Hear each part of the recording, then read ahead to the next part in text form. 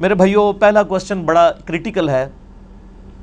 آج 28 ذوالحجہ 1439 ہجری ہے، اور پرسوں انشاءاللہ تعالی 11 ستمبر 2018 کو یکم محرم 1440 ہجری انشاءاللہ شروع ہو جائے گی۔ اسی کانٹیکسٹ میں سوال موصول ہوا ہے۔ علی بھائی السلام علیکم ورحمۃ اللہ۔ وعلیکم السلام ورحمۃ اللہ وبرکاتہ۔ امام حسن ابن علی علیہ السلام سے متعلق 120 شادیوں کے جھوٹے الزام کے جواب میں آپ کا کلپ دیکھا، بہت خوشی ہوئی۔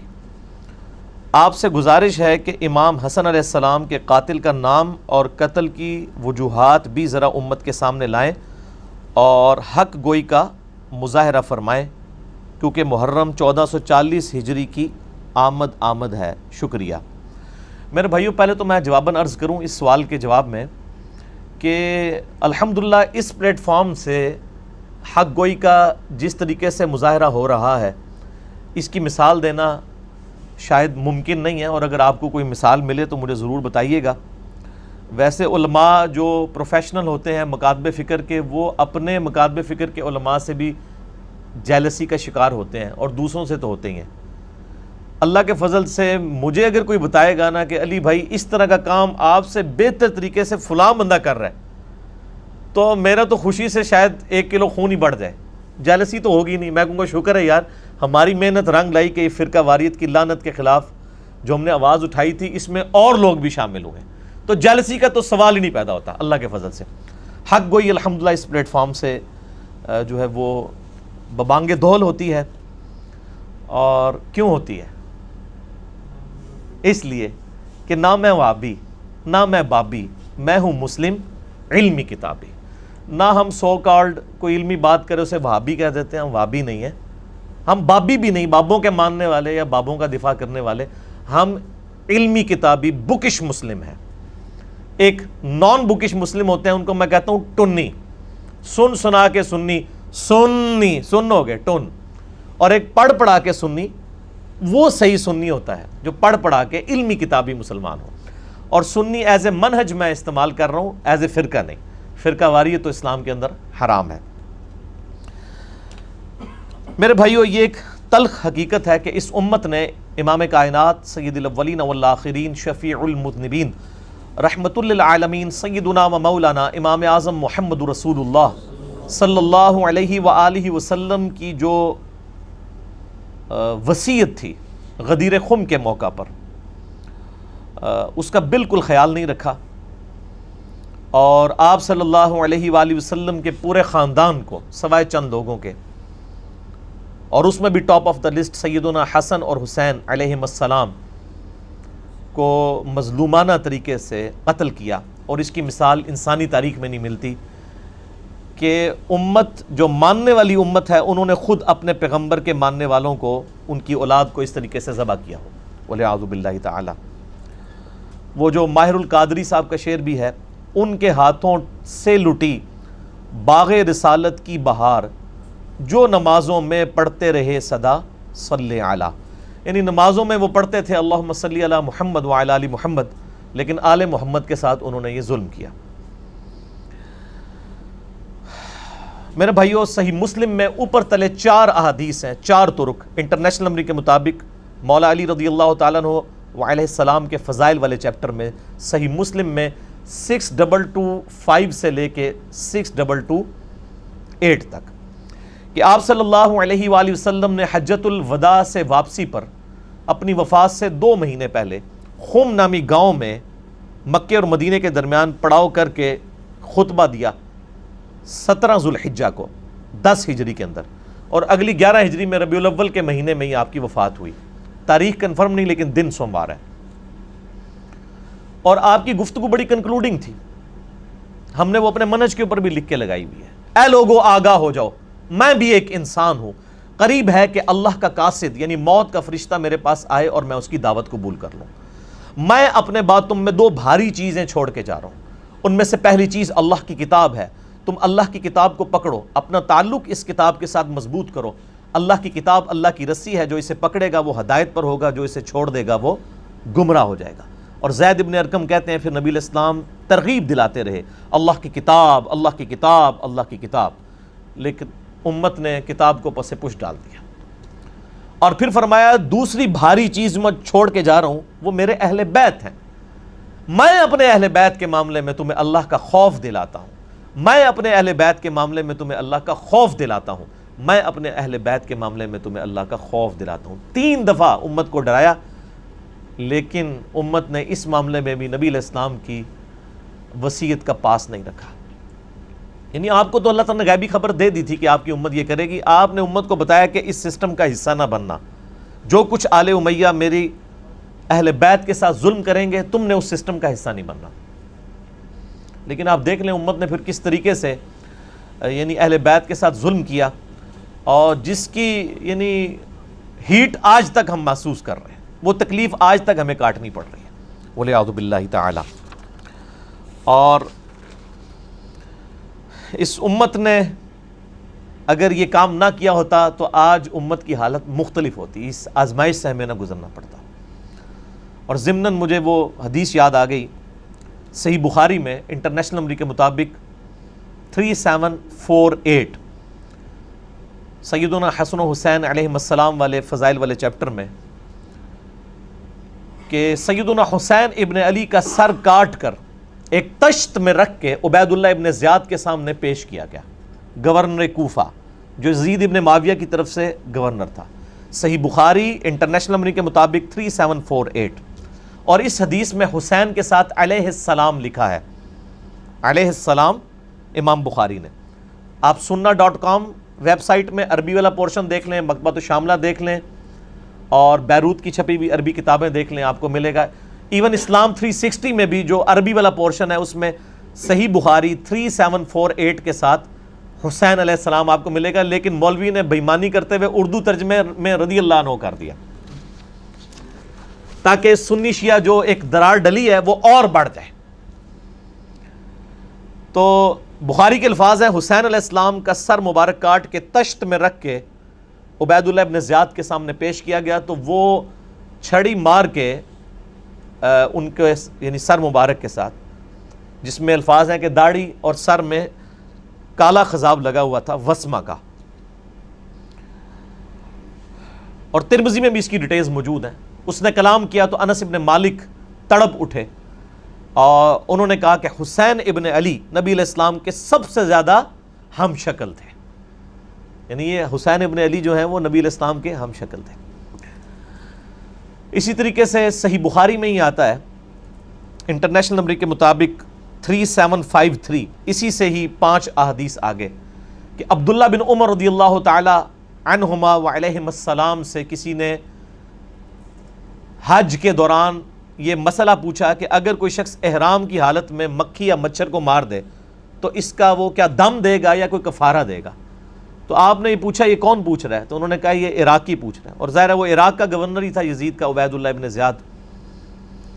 آپ نے فرمایا یہ عراقی مجھ سے یہ مسئلہ پوچھتے ہیں کہ احرام کی حالت میں مکھی یا مچھر کو مارنے کا کفارہ کیا ہے، حالانکہ ان عراقیوں نے اللہ کے نبی کے نواسے کو قتل کیا ہے، جس کے بارے میں نے نبی علیہ السلام سے خود سنا تھا کہ حسن و حسین دنیا میں میرے 2 پھول ہیں۔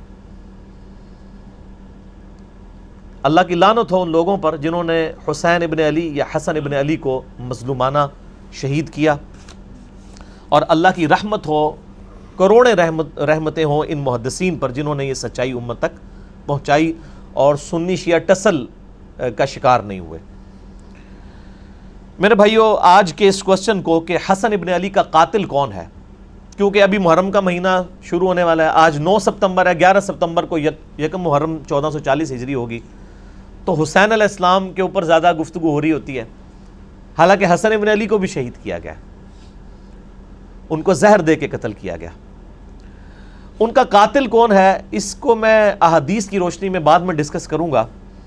شروع میں اہل حدیث علماء کے 3 ریفرنسز کوٹ کروں گا، چونکہ اس وقت پریکٹیکلی سعودیہ اور ایران ٹسل کے اندر یزیدیت اور ناسبیت، یعنی حسین علیہ السلام سے بغض یزیدیت اور مولا علی علیہ السلام سے بغض ناسبیت، اس کا پریکٹیکل جھنڈا اس وقت بعض اہل حدیث علماء نے اٹھایا ہوا ہے، سارے اہل حدیث کی نہیں بات کر رہا، بعض، اور بعض تو ماشاءاللہ پھر انہوں نے ناسبیت کا رد کیا ہے، جیسے شیخ زبیر لیزئی رحمہ اللہ تعالی ہے، المتوفی 1435 ہجری، بمطابق 10 نومبر 2013 ان کی ڈیتھ ہوئی، اور مولانا اسحاق صاحب فیصل آباد والے رحمہ اللہ تعالی المتوفی 28 اگست 2013، دونوں ایک ہی سال فوت ہوئے۔ میرے دونوں استاد ایک ہی سال میں، ایک اگست کے مہینے میں اور دوسرے نومبر کے مہینے میں 2013 کے اندر۔ اللہ تعالیٰ ان کی قبروں کو نور سے بھرے، انہیں نیک کاموں کا اجر عطا فرمائے، ان کی برائیوں سے درگزر فرمائے۔ ان دونوں نے یعنی اہل بیت کے دفاع کا وہ حق ادا کیا جو شاید سو کالڈ وہ لوگ جو اہل بیت کی محبت کا دم بھرتے ہیں انہوں نے بھی نہیں دیا۔ اسی لیے میں دیکھتا ہوں کہ ان لوگوں کی سائٹس کے اوپر بھی، ان لوگوں کے بھی فیس بکس اور یوٹیوب کے اوپر ان لوگوں کی ویڈیوز شیئر ہوئی ہوتی ہیں محرم کے دنوں کے اندر، الحمدللہ۔ لیکن ساتھ ہی ساتھ بعض اہل حدیث میں ہی علماء ہیں جن میں ٹاپ آف دا لسٹ ہمارے جیلم شہر کا ایک فیض عالم صدیقی تھا، ناسبی، جو قتل بھی ہو گیا بعد میں، 1988 کے راؤنڈ اباؤٹ کی بات ہے، جنہوں نے ناسبیت پھیلائی۔ اور اللہ تعالیٰ نے جیلم سے ہی، ہماری اکیڈمی سے واکنگ ڈسٹنس پہ وہ مسجد ہے، باب بگے کی مسجد اسے کہتے ہیں، جدھر فیض عالم صدیقی جمعہ پڑھایا کرتا تھا، اہل حدیث کی مسجد تھی۔ تو آپ دیکھ لیں اسی شہر سے، اس سے چند قدموں کے فاصلے سے ہی الحمدللہ کتاب و سنت کی آواز اٹھی ہے، اور دنیا کے 7 براعظموں تک اہل بیت کی محبت کی شمع جو ہے وہ روشن ہوئی ہے الحمدللہ۔ تو میں اس لیے اہل حدیث علماء کے 3 ریفرنسز سے آغاز کروں گا۔ 2 ریفرنسز جو ہیں وہ صحیح مسلم کی شرح میں جو اہل حدیث نے چھاپی ہوئی ہے، مکتبہ اسلامیہ نے بھی چھاپی ہے، باقی مکتبوں نے بھی، مکتبہ رحمانیہ نے بھی، علامہ وحید الزمان رحمہ اللہ تعالی کی، اور ایک شرح صحیح بخاری کی، وہ بھی اہل حدیث نے چھاپی ہوئی ہے، سید محمد داؤد راز رحمہ اللہ تعالی، جو انڈیا پاکستان جب نہیں بنا تھا اس سے پہلے پوری جمعیت اہل حدیث ہند کے وہ ہیڈ تھے۔ انہوں نے 8 جلدوں پہ صحیح بخاری کی شرح لکھی ہے، جو آپ کے پاس PDF اویلیبل بھی ہے عموماً نیٹ کے اوپر۔ ان کا میں ایک ریفرنس انشاءاللہ یہاں پہ کوٹ کروں گا، اور چونکہ ہماری HD ریکارڈنگ ہوتی ہے تو اسی ریکارڈنگ میں انشاءاللہ آپ کو سکرین کے اوپر HD وہ JPGs نظر بھی آ جائیں گے۔ جب اس کو ہم اپلوڈ کریں گے اس سے پہلے اس کو انشاءاللہ پبلش کروا لیں گے فرحان بھائی انشاءاللہ تعالی۔ ان کو میں نے وہ سارے JPGs جتنی بھی آج ریفرنسز آنے ہیں نا وہ انشاءاللہ آپ کو سکرین میں نظر آئیں گے انشاءاللہ تعالی، لہذا ٹینشن لینے کی ضرورت اس حوالے سے نہیں ہے۔ پہلا ریفرنس ہے میرے بھائیو شرح صحیح مسلم اہل حدیث کی، علامہ وحید الزمان۔ صحیح مسلم میں حدیث ہے انٹرنیشنل نمبر کے مطابق 6409۔ میں نے اپنے لیپ ٹاپ کے اندر وہ پہلے ہی کر کے رکھی ہے تاکہ میں آپ کو ورڈ بائی ورڈ وہ کامنٹس پڑھ کے بتا سکوں۔ یہ حدیث بڑی مشہور ہے، ابو سفیان رضی اللہ تعالیٰ عنہ کے فضائل والے چیپٹر میں صحیح مسلم 6409 کہ ابو سفیان جب ایمان لے کر آئے تو مسلم شریف کے الفاظ ہیں، انہوں نے کہا اے نبی علیہ السلام، مسلمان مجھ سے تو نہ صحیح طریقے سے گفتگو کرتے ہیں اور نہ ہی میرے پاس بیٹھتے ہیں، تو میری کچھ خواہشات ہیں، اگر آپ وہ پوری کر دیں تو اس کی وجہ سے مسلمانوں کا دل میری طرف مائل ہوگا۔ ظاہر ہے پوری زندگی ابو سفیان نے نبی علیہ السلام کی مخالفت کی۔ ابو جہل تو صرف بدر میں آیا تھا نا، اس کے بعد ساری جنگیں ابو سفیان نے لڑی تھی، فتح مکہ کے موقع پہ وہ مسلمان ہو گیا، تو ظاہر ہے کوئی سوئچ تو آن نہیں ہونا تھا کہ ایک دن میں ہی لوگ اس سے محبت کرنا شروع کر دیتے۔ تو مسلم شریف کے الفاظ ہیں، انہوں نے کچھ یعنی ریکویسٹ کی، ان میں سے ایک ریکویسٹ یہ تھی کہ میرے بیٹے معاویہ کو اپنا منشی بنا لیجئے۔ یہ یعنی علامہ وحید الزمان صاحب کا ترجمہ میں پڑھ رہا ہوں، یہ منشی کوئی نٹوریس ورڈ نہیں ہے، اسسٹنٹ کہہ لیں، کلرک کہہ لیں انگلش میں، یعنی اپنا اسسٹنٹ رکھ لیں، چونکہ یہ کاتب بھی تھے تو ان کو کاتب کے طور پہ آپ رکھ لیں۔ تو اس حدیث کے اینڈ پہ جو راوی ہے نا زمیل، ان کے الفاظ ہیں، وہ کہتے ہیں کہ ابو سفیان اس دن جو کچھ نبی علیہ السلام سے مانگ رہا تھا نا، آپ اس کے جواب میں ایگری کرتے جا رہے تھے، کیونکہ آپ علیہ السلام کی عادت تھی کہ آپ انکار نہیں کیا کرتے تھے۔ تو اس طریقے سے سفارشی طور پر ابو سفیان نے اپنے بیٹے معاویہ ابن ابی سفیان رضی اللہ تعالیٰ عنہما کو جو ہے نبی علیہ السلام کے منشی کے طور پہ، اسسٹنٹ کے طور پہ، کاتب کے طور کے اوپر بھرتی کروایا۔ باقی وہ کاتب وحی اور باقی ڈیٹیلز وہ میرا کلپ آپ دیکھ لیں، حضرت معاویہ کے بارے میں لاکھوں لوگوں نے دیکھا ہے، کیا حضرت معاویہ کاتب وحی تھے رضی اللہ تعالیٰ عنہ؟ تو میں نے بتایا کہ ہاں کاتب وحی تھے، لیکن ساتھ کچھ اور حقائق بھی جڑے میں جو آج میں ڈسکس نہیں کروں گا۔ اچھا اس حدیث کی شرح میں صحیح مسلم 6409 میں آپ ذرا ورڈ بائی ورڈ اہل حدیث عالم علامہ وحید الزمان کے کومنٹس اور اہل حدیث ہی چھاپ رہے ہیں، یہ ذرا سنیے. یہ آپ صلی اللہ علیہ وآلہ وسلم کا حسن خلق تھا، یعنی آپ علیہ السلام کا حسن اخلاق تھا اور مصلحت بھی تھی، کیونکہ ابو سفیان کافروں کا سردار تھا.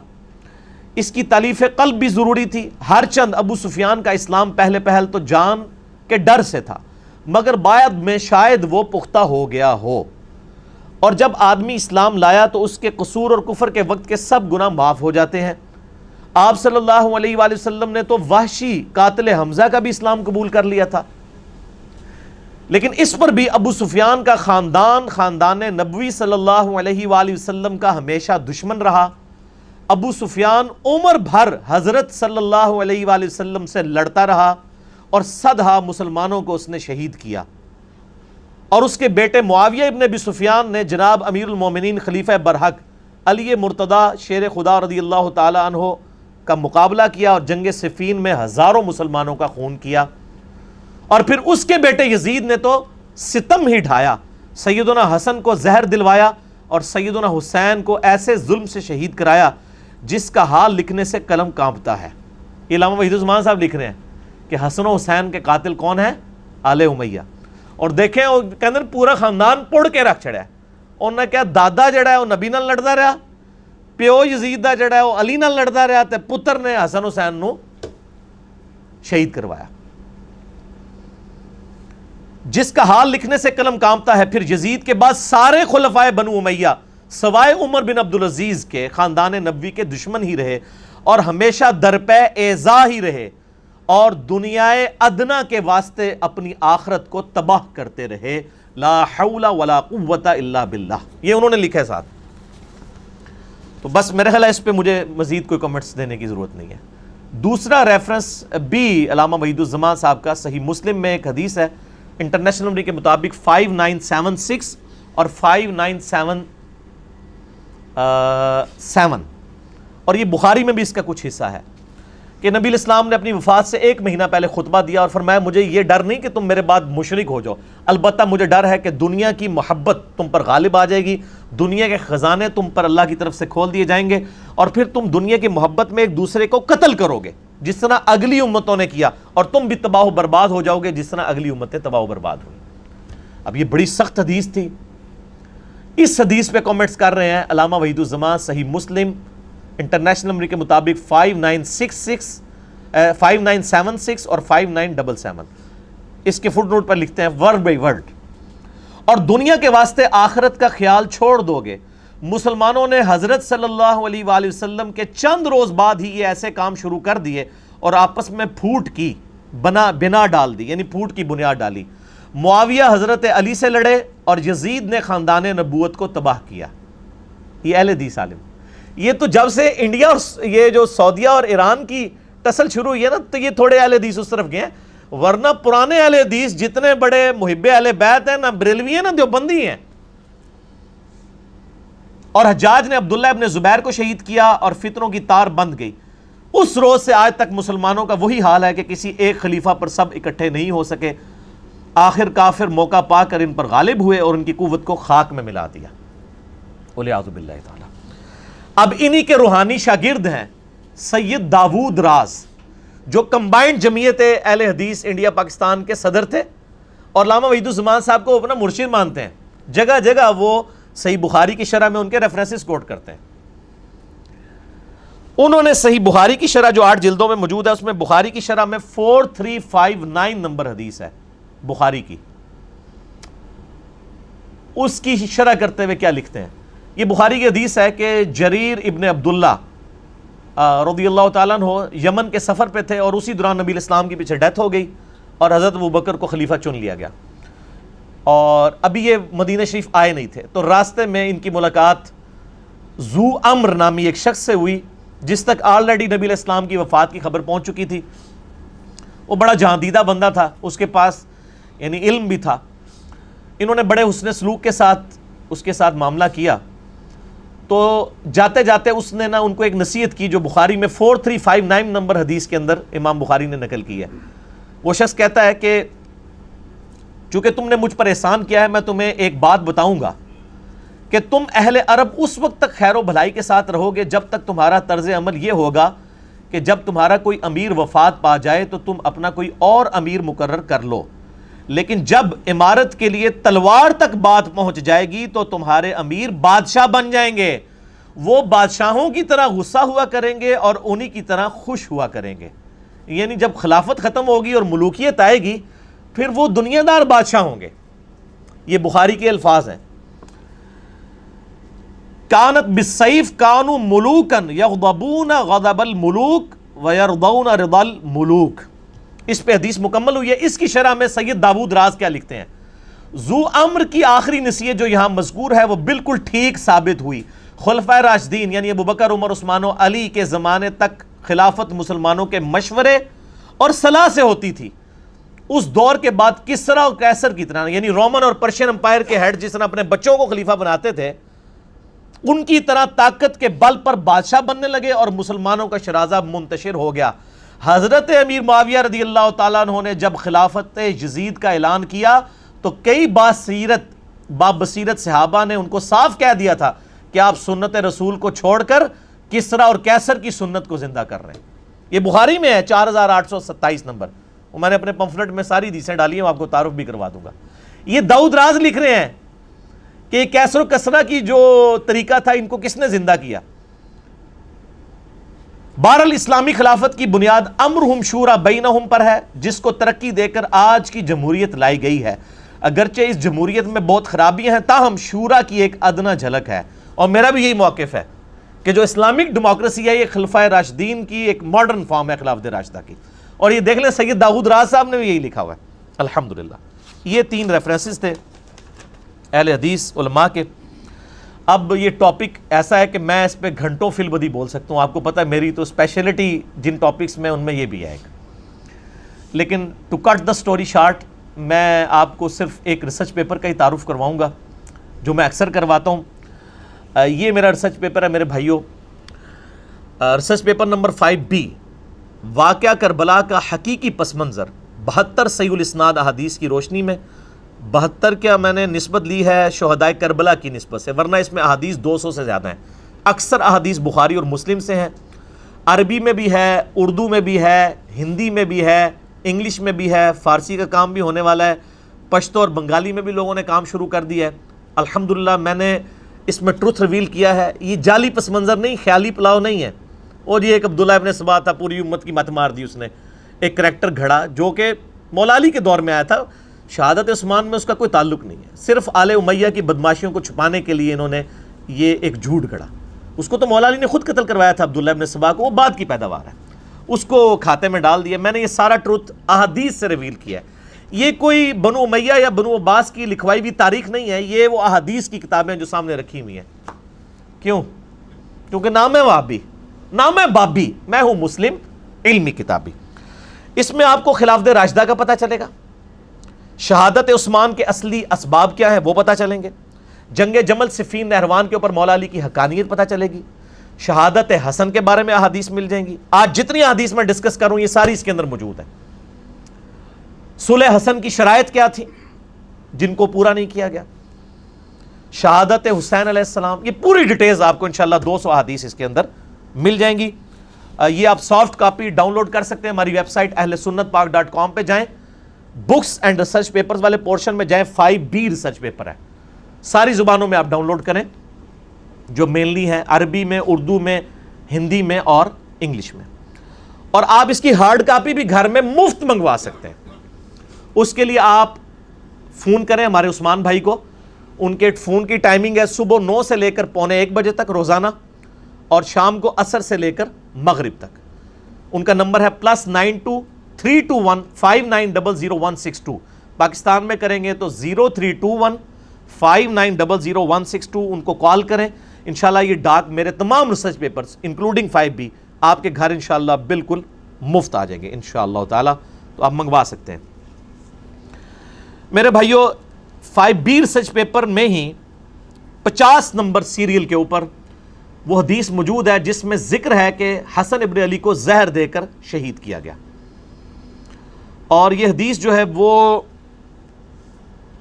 المصنف ابن ابی شیبہ میں انٹرنیشنل نمبرنگ کے مطابق 37,359 ہے، اور جو مکتبہ رحمانیہ نے PDF چھاپا ہوا ہے نا اردو میں، اس میں ہے 38,514۔ وہ انشاءاللہ JPG ہم اس کے اوپر ڈسپلے بھی کر دیں گے، آپ کو وہ حدیث نظر آ جائے گی۔ یہ حدیث المصنف ابن ابی شیبہ میں موجود ہے اور المستدرک للحاکم میں بھی ہے انٹرنیشنل نمبر کے مطابق 4816۔ اور ہمارے جہلم شہر کے بہت بڑے ایک محدث شیخ غلام مصطفیٰ ظہیر صاحب حافظہ اللہ تعالی من الجنت والناس، شیخ زبیر علی ظہیر صاحب کے شاگرد ہیں، انہوں نے اس حدیث کی سند کو صحیح ڈکلیئر کیا، اور ان کا رسالہ ہے السنہ 26 نمبر میں انہوں نے یہ حدیث نقل کی، اور اس کے باقی بھی انہوں نے کئی ایک طریق تھے ان کے سارے ریفرنسز اس کے اندر کوٹ کیے، انشاءاللہ ہم JPG میں وہ بھی یہاں پر ایڈ کر دیں گے کہ حسن ابن علی کو زہر دے کر شہید کیا گیا۔ وہ حدیث آپ کو میں ورڈ بائی ورڈ المصنف ابن ابی شیبہ سے پڑھ کے سنا بھی دیتا ہوں تاکہ آپ کو یہ بات پتہ بھی چل جائے۔ حضرت عمیر ابن اسحاق تابعی روایت کرتے ہیں کہ میں اور ایک آدمی، ان کا کوئی دوست تھا، حضرت حسن ابن علی کی عیادت کے لیے حاضر ہوئے۔ حسن ابن علی اس وقت اس آدمی سے کہنے لگے کہ مجھ سے پوچھ لو اس سے پہلے کہ تم مجھ سے کچھ پوچھ نہ سکو، یعنی میری موت کا وقت قریب ہے، کوئی علمی بات ڈسکس کرنی ہے تو مجھ سے کر لو۔ آپ دیکھیں کہ علم کتنی بڑی چیز ہے، یعنی اہل بیت میں سے پھر نبی علیہ السلام کے نواسے سیدنا حسن ابن علی، وہ موت کے وقت بھی کہہ رہے ہیں کہ کوئی علمی بات مجھ سے ڈسکس کرو۔ اس لیے میں کہتا ہوں علم حاصل کرنا یا علم سکھانا یہ ہزاروں سال کی عبادت سے بہتر ہے، نفلی عبادت سے، اس سے پہلے کہ تم مجھ سے پوچھ نہ سکو۔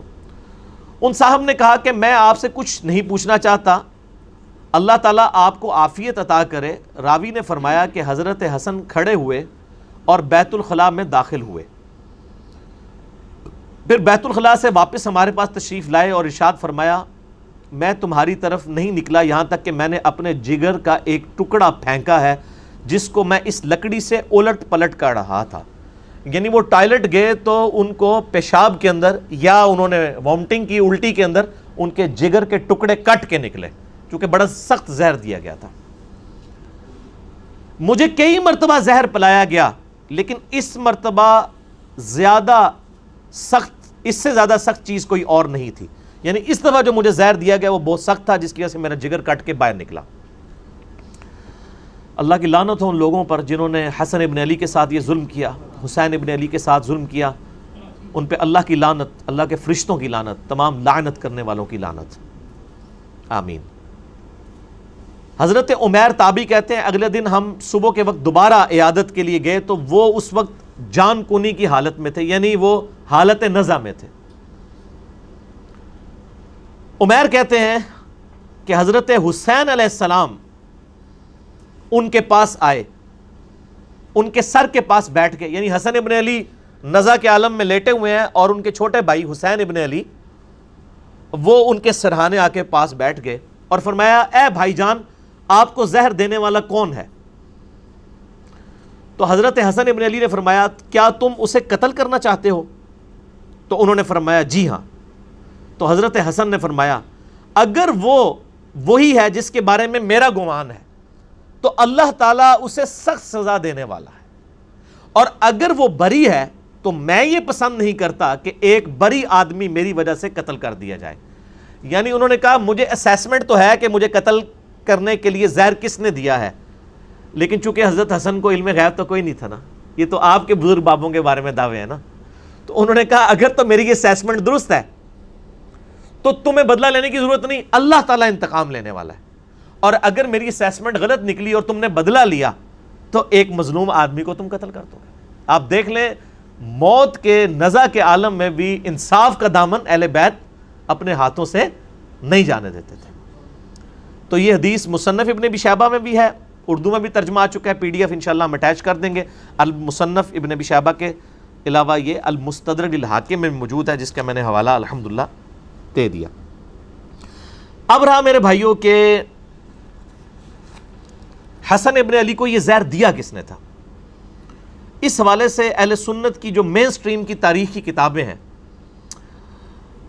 صحابہ کرام کے احوال کے اوپر کتاب لکھی گئی ہے الاستیاب، امام ابن عبد البر، المتوفی 463 ہجری، بڑی مشہور کتاب ہے۔ شام کے اندر وہ بہت بڑے یعنی اہل سنت کے امام گزرے ہیں، محدث ہیں۔ انہوں نے اس طرح کی روایتیں نقل کی ہیں کہ حضرت معاویہ رضی اللہ تعالیٰ عنہ نے حسن ابن علی کو زہر دیا تھا، لیکن سند کے اعتبار سے یہ روایتیں کمزور ہیں۔ اسی طریقے سے طبقات ابن سعد، ان سے بھی پہلے امام محمد ابن سعد المتوفی 230 ہجری، جو امام بخاری امام مسلم کے ہم اثر ہیں، طبقات ابن سعد انہوں نے لکھی ہے، اس میں بھی ملتا ہے کہ معاویہ ابن ابی سفیان اور یزید ابن معاویہ کے بارے میں کہ انہوں نے حسن ابن علی کو زہر دے کر قتل کروایا۔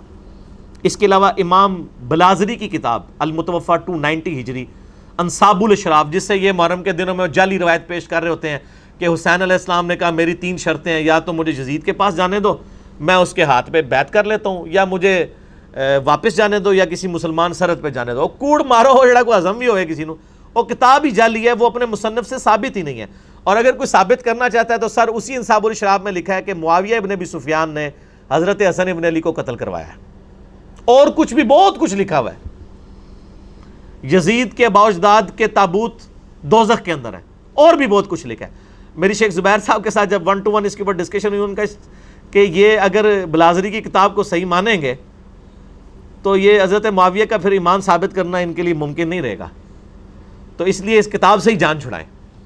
تو نہ ہم 3 شرطوں والی بات بھی جعلی، یہ بھی جعلی۔ اس طریقے سے تاریخ دمشق ہے، امام ابن عساکر، علی ابن حسین ابن عساکر، المتوفی 571 ہجری، تاریخ دمشق ان کی مشہور ہے۔ اس میں بھی ملتا ہے کہ حضرت معاویہ نے زہر دیا، لیکن یہ سب کی سب روایتیں کمزور ہیں، تاریخی ہیں، ہم ان کو پیش نہیں کرتے۔ البتہ سنن ابی داؤد میں ایک صحیح سند کے ساتھ حدیث ہے، یہ ابو داؤد پڑھی نہیں ہوئی، پڑھی بھی ہوئی ہے۔ انٹرنیشنل نمبر کے مطابق 4131، وہ حدیث میں ورڈ بائی ورڈ کور کروں گا آج، جس سے آپ کو پتا چلے گا کہ قتل حسن کا بینیفیشری کون ہے۔ جس طرح آج کل لوگ کہتے ہیں نا وہ بے نظیر کے قتل کا بینیفیشری کون ہے، ٹھیک ہے، نام لینے کی ضرورت نہیں ہے۔ اس طرح حسن ابن علی کے قتل کا بینیفیشری کون تھا وہ ابو داؤد نے بتا دیا۔ اور دوسرا ٹروتھ ریویل ہوگا کہ مولا علی علیہ السلام کو ممبروں پر آل امیہ کے دور میں جو لعنت کروائی جاتی تھی، سب و شتم ہوتا تھا، وہ کہتے ہیں سب کا مطلب تنقید ہے، تنقید نہیں ہے۔ صحیح مسلم انٹرنیشنل نمبر کے مطابق 6229 نمبر حدیث ہے، لعن اللہ ابا تراب، ابو تراب پر اللہ کی لعنت، نعوذ باللہ من ذالک، لعنت کرواتے تھے وہ۔ یہ لعنت کیوں کرواتے تھے؟ یہ بھی ایک کوسچن ہے نا، کہ اس سے ان کو کیا ملتا تھا؟ یہ ٹروتھ بھی آپ کو اس حدیث میں ریویل ہوگا کہ بیسیکلی وہ چاہتے تھے کہ خلافت راشدہ کا ایک بھیانک چہرہ لوگوں کے سامنے آئے، لوگ خلافت کی تلاش میں نہ رہے، ملوکیت کو قائم رکھیں، لہٰذا مولا علی پر لعنت کرواؤ۔ جب مولا علی سے لوگ متنفر ہوں گے، خود بخود ہی کہیں گے کہ یہ ملوکیت کا سسٹم، آل امیہ کا سسٹم بہتر ہے۔ یہ بھی آپ کو اس حدیث میں پتہ چلے گا، اور آپ کو پتہ چلے گا کہ آل امیہ بینیفیشری ہے حسن ابن علی کے قتل کی۔ اب قاتل کون ہے؟ وہ آج کے زمانے میں بھی میرے بھائی جب CCTV کیمرہ ہیں، سب کچھ ہیں، یہ اس طریقے سے کوئی اس کی خفیہ ویڈیو تو مطلب نہیں بنا سکتا تھا اس زمانے میں، تو آج کے زمانے میں بھی قاتل تک پہنچنا بہت مشکل ہوتا ہے، تو اس زمانے میں تو بہت مشکل تھا۔ اسی طریقے سے عثمان غنی رضی اللہ تعالیٰ عنہ کے بھی اسپیسیفک تو کوئی نہیں کر سکتا کہ قاتلین کون تھے، ایک اسیسمنٹ ہی ہے۔ یہاں پر بھی یہی معاملہ ہے۔ یہ حدیث ہے ابو داؤد میں 4131 انٹرنیشنل نمبر کے مطابق، اور یہ کم از کم 3 اہل سنت کی مین سٹریم کی کتابوں میں ہے۔ سنن ابی داؤد میں ہے 4131۔ اس حدیث کو شیخ البانی بھی صحیح کہتے ہیں، شیخ زبیر علی زئی صاحب رحمہ اللہ تعالی، جن کا کرائٹیریا صحت کا بڑا سخت تھا، وہ بھی اسے صحیح کہتے ہیں۔ اس حدیث پہ بعض ناسبیوں نے جو اعتراض کیا منکرین حدیث نے، میں انشاءاللہ وہ اینڈ پہ ڈسکس کروں گا، کیونکہ وہ عام بندوں کا ٹاپک نہیں ہے، اس لیے میں اس موضوع کی روانگی کو توڑنا نہیں چاہتا۔ ابو داؤد میں 4131، مسند احمد میں ہے 17228 عربی والے میں، مکتبۃ شاملہ میں، اور جو اردو PDF ہے مکتبہ رحمانیہ کا، اس میں ہے 17321۔ یہ سارے JPGs انشاءاللہ ہم ساتھ اٹیچ کر دیں گے۔ اور تیسری کتاب ہے المعجم الکبیر طبرانی، اس میں امام حسن علیہ السلام کے چیپٹر میں انٹرنیشنل نمبر کے مطابق 2628 ہے اور مقدام بن مادی کرب والے چیپٹر میں 636 نمبر ہے. 2 دفعہ امام طبرانی اس حدیث کو لے کے ہیں, المتوفا 360 ہجری. تو یہ حدیث الحمدللہ سونے کی مہر درست ہے, اور یہ اتنی کرٹیکل حدیث تھی کہ یہ میرے جو 5B ریسرچ پیپر میں صرف یہ واحد حدیث ہے جو میں نے 2 نمبرنگ پہ ریپیٹ کی ہے, سیریل نمبر 31 پہ بھی اور سیریل نمبر 51 کے اوپر بھی, اور ایک ایک نمبرنگ پہ کئی حدیثیں ہیں. اس میں مثلا جو 33 نمبر ہے غدیر خم کے میں نے 8 طرق جمع کیے ہیں. ویسے تو غدیر خم پہ لاکھوں لوگ میرا کلپ دیکھ چکے ہیں یوٹیوب پہ, جو میں نے کور کیے ہیں وہ آپ دیکھ سکتے ہیں. تو ایک ایک نمبر پہ کئی احادیث ہیں, اس لیے 200 سے زیادہ روایتیں ہیں. تو اس ریسرچ پیپر میں یہ روایت 4131 موجود ہے انٹرنیشنل نمبر کے مطابق. وہ میں آپ کو اہل حدیث کا جو ترجمہ ہے نا جی, ورڈ بائی ورڈ پڑھ کے سناتا ہوں.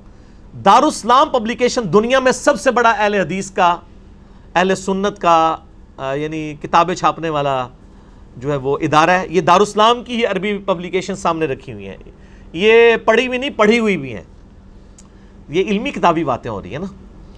تو اسی میں جو ابو داؤد رکھی ہے نا, اس میں ورڈ بائی ورڈ میں آپ کو دارالاسلام نے جو اردو ترجمے کے ساتھ شیخ زبیر صاحب کی تحقیم کے ساتھ چھاپی ہے, 4131 سنن ابی داؤد, ورڈ بائی ورڈ اس حدیث کو سنیں. خالد بن معدان تابعی کہتے ہیں کہ مقدام بن مادی کرب صحابی ہیں, بڑے مشہور صحابی ہیں یہ. انہی سے وہ ابو داؤد میں حدیث ہے کہ مجھے اللہ نے قرآن اور اس کی مثل یعنی سنت عطا فرمائی. مقدام بن مادی کرب عمر بن اسود اور قبیلہ بنو اسد کا ایک آدمی جو اہل قنسرین میں سے تھا, حضرت معاویہ ابن ابی سفیان رضی اللہ تعالیٰ عنہ کے پاس آئے جب وہ شام کے اندر یعنی بادشاہ تھے. معاویہ نے مقدام سے کہا کیا تمہیں معلوم ہے کہ حسن ابن علی وفات پا گئے ہیں؟ تو مقدام رضی اللہ تعالیٰ عنہ نے فوراً پڑھا انا للہ و انا الیہ راجعون. کسی مسلمان کی موت پہ کیا پڑھنا چاہیے؟ اب یہ پڑھنا ایک صحابی کا کیا یہ جرم تھا؟ جب انہوں نے یہ پڑھا تو ابو داؤد نے کیا لکھا, فقال لہ فلان, تو ایک آدمی نے, ایک مرد نے, فلاں شخص نے اس کے جواب میں کہا. اب یہ فلاں کون ہے؟ وہ حضرت معاویہ خود تھے, کیونکہ مسند احمد میں موجود ہے معاویہ نے مقدام سے کہا. ابو داؤد کی عادت ہے کہ وہ جب کسی صحابی کا غلط کام آ رہا ہو نا تو اس کو فلاں کر جاتے ہیں. ابو داؤد کے اندر کئی مثالیں میں نے اس پمفلٹ میں لکھی ہیں. جب فلاں شخص فلاں کو ملنے کوفے آیا تو علی پر لعنت کروائی. وہ سنن نسائی الکبریٰ کے اندر ہے کہ جب معاویہ ابن ابی سفیان مغیرہ ابن شعبہ کو ملنے کے لیے کوفہ آئے تو حضرت علی پہ لعنت کروائی. تو ابو داؤد نے فلاں فلاں کر دیا. میرا یوٹیوب پہ کلپ لاکھوں لوگ دیکھ چکے ہیں. سنی اور شیعہ کی کتابوں میں حق چھپانے کی مثالیں. یہی کام ناج البلاغہ میں جب مولا علی کا خطبہ حضرت عمر کے بارے میں آیا تو شیعہ نے بھی وہاں پہ وہ فلاں شخص پہ اللہ کی رحمت ہو, اس نے دین کے لیے یہ خدمات کی. یہ کام شیعہ نے بھی پایا تو کام سنیہ نے بھی پایا. ٹھیک ہے نا جی. تو جدو کوئی کام پائے تو اس کام سے رسی کاٹ سکنے ہیں. اللہ دے فضل. یہ میں کوئی تکبر کے طور پہ نہیں, میں جسٹ جوک کے طور پہ بول رہا ہوتا ہوں, کیونکہ نہ میں وہابی نہ میں بابی, میں ہوں مسلم علمی کتابی. تو حضرت معاویہ نے کہا, مسند احمد میں بھی اور المعجم الکبیر طبرانی میں بھی موجود ہے جو میں نے نمبر بتایا, کہ حضرت معاویہ نے یہ کہا کہ مقدام کیا تم حسن کے مرنے کو مصیبت سمجھتے ہو؟ انا للہ و انا الیہ راجعون. میں نے کہا تھا نا آپ کو پتا چلے گا قاتل کون ہے یہ تو ہم نہیں کہتے, لیکن بینیفیشری کون ہے, خوشی کسے ہوئی حسن کے مرنے پر؟ آل امیہ کو. انہوں نے کہا, اب مقدام بن مادی کرب کو بڑا غصہ آیا. انہوں نے کہا میں حسن کی وفات کو مصیبت کیوں نہ سمجھوں جبکہ رسول اللہ صلی اللہ علیہ وآلہ وسلم نے ان کو اپنی گود میں بٹھایا ہوا تھا اور فرما رہے تھے حسن مجھ سے ہے اور حسین علی سے ہے. یعنی مقدام بن مادی کرب کہتے ہیں میں نے نبی الاسلام کو خود دیکھا ہے کہ اپنے زانوں پہ ایک طرف حسن ابن علی کو بٹھایا ہے, دوسری طرف حسین ابن علی کو, اور کہہ رہے ہیں حسن مجھ سے ہے حسین علی سے ہے. اور یار جس نے نبی کو اتنی محبت کرتے ہوئے دیکھا ہو تو سر پھر اس شخص کی وفات کے اوپر اس کو پھر غم تو ہوگا نا. تو وہ حضرت معاویہ کو جواب دے رہے ہیں کہ میں کیوں نہ مصیبت سمجھوں جب نبی علیہ السلام اتنی محبت ان سے کرتے تھے. اور بخاری کے تو الفاظ میں نے بتایا نا ابن عمر کے, صحیح بخاری 3753, حسن و حسین دنیا میں میرے 2 پھول ہیں. ٹھیک ہو گیا. ہائے ہائے ہائے. اب وہ جو اسدی شخص مقدام بن مادی کرب کے ساتھ گیا ہوا تھا نا حضرت معاویہ کو ملنے ہوئے, آپ کو پتہ ہے شاہ سے زیادہ شاہ کے وفادار ہوتے ہیں چمچے. وہ چمچا تھا. اس نے دیکھا کہ جب معاویہ ہی توہین کر رہے ہیں حضرت حسن ابن علی کی, یہ بات کہہ کے کہ حسن کا مرنا کوئی مصیبت ہے, انہوں نے کہا میں بھی بیچ اپنا تھوڑا لچ تال دیا. تو اس نے کہا فقال الاسدی جمرۃ اطفأ اللہ, حسن تو ایک آگ کا کوئلہ تھا جسے اللہ نے بجھا دیا. انا للہ و انا الیہ راجعون. اللہ کی لعنت ہو ایسے لوگوں پر جو اہل بیت کے ساتھ بغض رکھنے والے تھے. صحیح مسلم میں حدیث ہے, علی سے محبت نہیں رکھے گا مگر مومن, علی سے بغض نہیں رکھے گا مگر منافق. صحیح مسلم 240. اور یہ آپ دیکھ لیں سیدنا علی کی اولاد کے ساتھ غدیر خم پہ جو نبی علیہ السلام نے کہا تھا میں اہل بیت کے معاملے میں تمہیں اللہ کا خوف دلاتا ہوں, 6225 سے 6228 تک صحیح مسلم میں, وہ اہل بیت سے مراد مولا علی اور ان کی اولاد لی تھی. کیونکہ سن نسائی الکبریٰ میں مسند احمد میں آگے الفاظ ہے غدیر خم کی حدیث کے کہ مولا علی کا ہاتھ پکڑ کے نبی علیہ السلام نے صحابہ کے دوران یعنی غدیر خم پہ بلند کر کے کہا من کنت مولا فہذا علی مولا, جس کا مولا میں اس کا مولا علی, جس کا جگری یار میں اس کا جگری یار علی, جس کا آقا میں اس کا آقا علی. اور پھر کہا اے اللہ علی جو علی سے محبت رکھے تو بھی اس سے محبت رکھ, جو علی سے بغض رکھے تو بھی اس سے بغض رکھ. کیونکہ علی کی اولاد نہیں ذبح ہونا تھا نا. یہاں پہ بھی آپ دیکھ لیں, وہ اسدی کہتا ہے کہ حسن تو آگ کا ایک انگارہ تھا, ایک کوئلہ تھا داغتا ہوا جس کو اللہ نے بجھا دیا. یہ اس جملے کے اندر پوری قیامت ہے. آپ استغفر اللہ پڑھ رہے ہیں نا, اس ایک جملے کو اگر کھولیں نا تو میں گھنٹوں بول سکتا ہوں. یہ کسی کے لیے یہ جملہ کیوں بولا جاتا ہے کہ فلاں شخص دہتا ہوا انگارہ ہے. پرانے زمانے میں جب آپ نے آگ روشن کرنی ہوتی تھی تو دوسرے گھروں سے آپ کوئلہ لے کے آتے تھے. کوئلے کے اندر ہلکی سی آگ چل رہی ہوتی ہے, وہ آگ لا کے جب آپ لکڑیوں میں رکھتے ہیں تو لکڑیاں بھڑک اٹھتی ہیں. یہ لکڑیوں کو بھڑکانے والی چیز جو ہوتی ہے وہ ہوتا ہے دہتا ہوا کوئلہ. حسن کو اس نے دہتا ہوا کوئلہ کیوں کہا؟ چونکہ حضرت معاویہ نے صلح کی بھی تھی حسن ابن علی کے ساتھ کچھ شرائط کے اوپر. ان شرائط میں سے صرف ایک ہی شرط پوری کی تھی کہ جو مال غنیمت جو قرآن حکیم میں سورۃ الانفال میں آیا کہ اہل بیت کو 5واں حصہ ملے گا بیت المال میں سے, چونکہ ان پہ زکوٰۃ نہیں لگتی, وہ دیتے تھے. باقی جو 4 شرائط تھیں, نمبر 1 حضرت معاویہ رضی اللہ تعالیٰ عنہ خلفائے راشدین کے طریقے کے مطابق حکومت چلائیں گے, کوئی نہیں پوری کی. نمبر 2 حضرت علی کے ساتھیوں نے جو ہتھیار ڈال دیے ہیں صلح حسن کے بعد, وہ ان کے ساتھ ظلم و ستم نہیں ہوگا. آپ یہ میرا پمفلٹ پڑھیں, میں آج اس ڈیٹیل میں نہیں جانا چاہتا, وہ سب کچھ موجود ہے ان کے ساتھ کیا کچھ ہوا, بخاری مسلم سے میں نے ثابت کیا. نمبر 3 ممبروں کے اوپر جو سب و شتم کا سلسلہ جاری ہے حسن ابن علی کے والد علی ابن ابی طالب پہ, وہ ختم کروایا جائے. وہ چلتا رہا, صحیح مسلم میں ہے 6229 نمبر حدیث, مولا علی پہ لعنت کے الفاظ کے ساتھ لعنت کی جاتی تھی آل مروان کی طرف سے. اسی طریقے سے حضرت معاویہ اپنے بعد امت کو شورا پہ چھوڑیں گے, اپنے بیٹے کو نامزد نہیں کریں گے. لیکن وہ بھی آپ بخاری اٹھا کے 4827 نمبر حدیث 4827 دیکھ لیں, صحابہ نے مخالفت کی, انہوں نے زبردستی کیا. ٹھیک ہے, تو کوئی ایک شرط بھی نہیں مانی سوائے ایک مال غنیمت والا معاملہ. تو یہ سارے شرائط تھیں. اب یہ شرائط جب کوئی بندہ پورا نہ کر رہا ہو تو جس سے صلح ہوئی ہو اس سے ڈر تو لگا رہتا ہے نا کہ کہیں یہ بھی اپنا صبر کا پیمانہ اس کا لبریز ہو اور یہ دوبارہ سے خلافت کے لیے کوئی تحریک اٹھا دے. جو جب تحریک اٹھائے گا تو تحریک اٹھانے والا جو شخص ہے وہ ایک دہتا ہوا کولا ہوگا جس سے آگ بھڑک سکتی ہے, خلافت راشدہ دوبارہ سے چڑھ سکتی ہے. اب آپ کو اس جملے کی گہرائی پتہ چلی.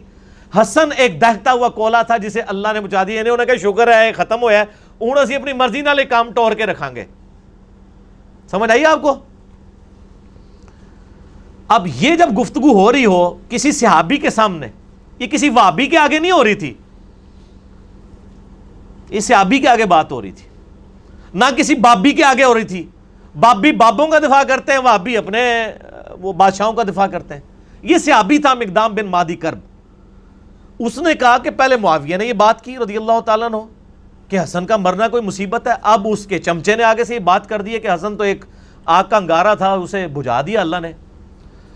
ہائے ہائے ہائے ہائے۔ اب مقدام فقال المقدام، مقدام نے کہا اما انا، انہوں نے کہا معاویہ جت تک میرا تعلق ہے نا، فلا ابرح اليوم، آج میں اس وقت تک یہاں سے تیرے دربار سے نہیں اٹھوں گا، حتی اغیظک، یہاں تک کہ میں تجھے غصہ نہ دلاؤں۔ یعنی تو نے مجھے تکلیف دی ہے نا حضرت حسن ابن علی کے بارے میں کومنٹس کر کے نیگیٹو، میں تجھے ایسی باتیں کروں گا کہ تجھے غصہ دلاؤں۔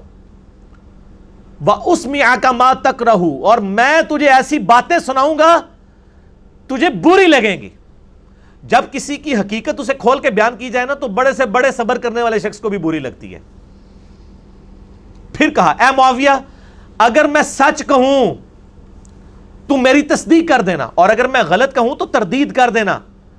معاویہ نے کہا ایسا ہی کروں گا۔ مقدام نے کہا میں تمہیں اللہ کی قسم دے کر کہتا ہوں، کیا تم جانتے ہو کہ رسول اللہ صلی اللہ علیہ وآلہ وسلم نے سونا پہننے سے منع فرمایا ہے؟ حضرت معاویہ نے کہا ہاں ہمیں بھی پتا ہے مرد کے لیے سونا حرام ہے۔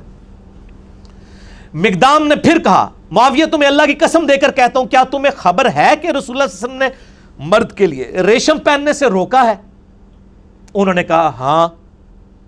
حضرت مقدام نے کہا میں تمہیں اللہ کی قسم دے کر تیسری بات پوچھتا ہوں، کیا تم جانتے ہو کہ رسول اللہ صلی اللہ علیہ وآلہ وسلم نے درندوں کی کھالیں پہننے اور درندوں پر سواری کرنے، یعنی شیر کی کھال پہننا یہ تکبر کی علامت ہے، اس سے منع فرمایا؟ حضرت معاویہ نے کہا ہاں۔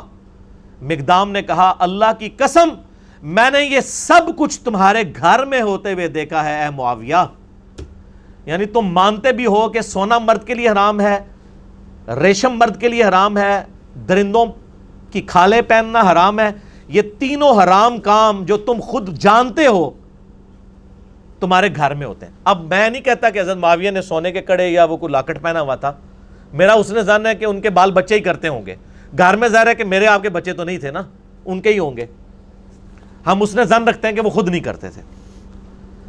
اب یہ بات کرنے کے بعد تو آپ تو کہتے ہیں جی امام حنیفہ کا قول دکھاتے ہیں، آگے حدیث دکھاتے ہیں، لوگ کو رجوع ہی نہیں کرتے، کہتے ہیں حدیث کو ہم نے چھوڑنا ہے۔ اب یہاں پہ نبی علیہ السلام کی حدیث ان کو پتہ ہے، حضرت معاویہ سے کہا جا رہا ہے کہ آپ توبہ کریں۔ اب کیا ہوا؟ مقدام نے کہا اللہ کی قسم یہ سب کچھ آپ کے گھر میں ہوتا ہے اے معاویہ۔ اس پر معاویہ نے کہا اے مقدام مجھے معلوم تھا کہ میں تجھ سے ہرگز بچ نہیں سکوں گا، یعنی میری کمزوریاں تجھے پتہ ہیں۔ حالانکہ ہونا چاہیے تھا معاویہ اے مقدام میں تمہیں گواہ کر کے کہتا ہوں آج تک جو کچھ مجھ سے ہوا میں اللہ سے توبہ کرتا ہوں، اللہ تعالیٰ یہ گناہ معاف کرے، آئندہ میں اپنی اصلاح کروں گا۔ کیونکہ آپ تو ہمیں یہی بتاتے ہیں نا کہ جب صحیح حدیث مل جائے تو وہی آپ کا مذہب ہونا چاہیے۔ آپ کہتے ہیں امام حنیفہ کے سامنے حدیثیں آتی تھی وہ پیچھے نہیں ہٹتے تھے، تو یہ امام حنیفہ سے بہت پہلے ہی معاملہ جو ہے وہ بگڑا ہوا ہے۔